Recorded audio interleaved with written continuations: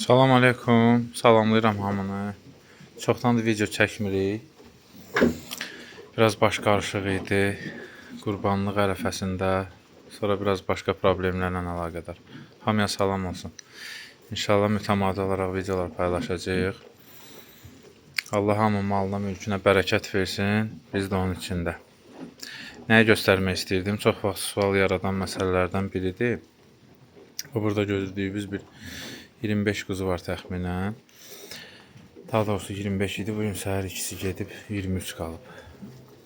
Bu əsl bordağa bizim illərdir paylaşdığımız deyək ki, resepti, çəkidir.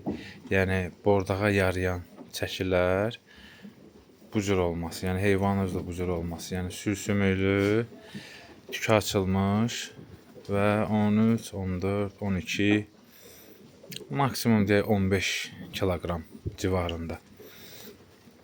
İndi hal-hazırda yem yeyirlər. İnşallah yayılsınlar, baxın. Yəni bu formada heyvanlar, ayaqları hündür, bədəni hündür. Daha doğrusu bədəni uzun, maksimum çalışdığınız qədər. Yəni alanda belə heyvanlar alın.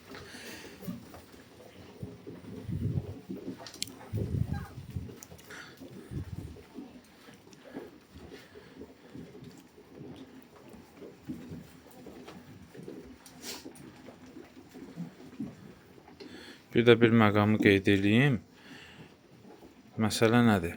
Yay aylarında bəzi bölgələrdə bordaq saxlamaq çətin olur. Hal-hazırda bizdə artıq bunlar bir aydır bordaqdadılar. Yəni adaptasiya dövrünü keçiblər. Bir ayda da bordaqdadılar, amma kökəlmə güclü effekt vermir. Düzdür, yay çox isti keçməsə də, amma yenə də istərsəmiz heyvana təsir edir.